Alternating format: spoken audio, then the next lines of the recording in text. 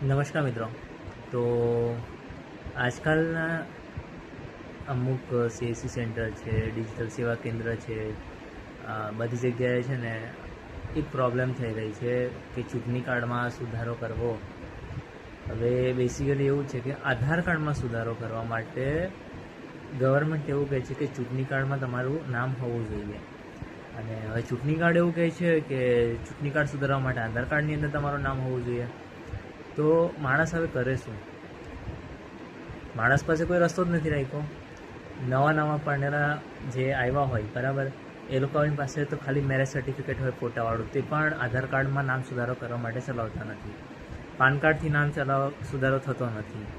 તો માણસ કરે શું? મતલબ એક સામાન્ય માણસની તકલીફ આધાર કાર્ડમાં નામ સુધારા કરવા માટે એટલી બધી થઈ ગયેલી છે કે કોઈની પાસે કંઈ રસ્તો જ નથી.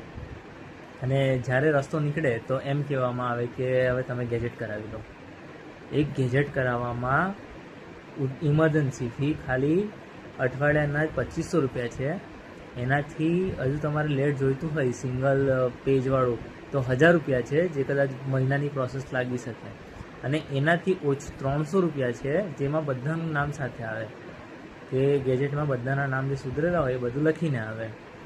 હવે તમે વિચાર કરો કે એક આધાર કાર્ડમાં નામ સુધારો કરવા માટે માત્ર પહેલાં 50થી 150 રૂપિયાનો ખર્ચો થતો હતો.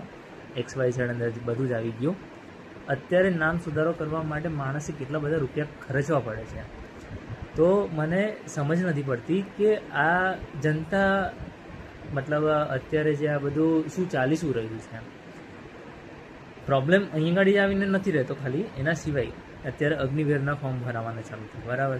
તો અગ્નિવીરના ફોર્મ ભરાવાના ચાલુ છે, તો એમાં પણ તમારા માર્કશીટમાં જેવું નામ હોય ને એવું આધાર કાર્ડમાં હોવું જોઈએ બરાબર.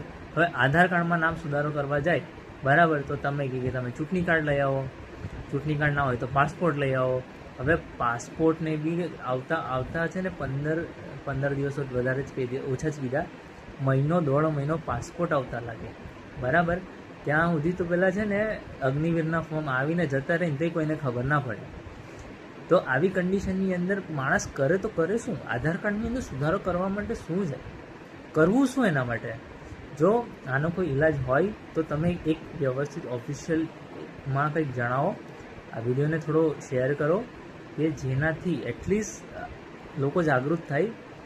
અને આ જે બધું અત્યારે ચાલી રહ્યું છે તેનામાં મારા ખ્યાલથી કંઈક સુધારો લાવવો જોઈએ કે ઓછા સમયની અંદર આધાર કાર્ડમાં નામ સુધારાનું જે પ્રોસેસ છે એ પતે.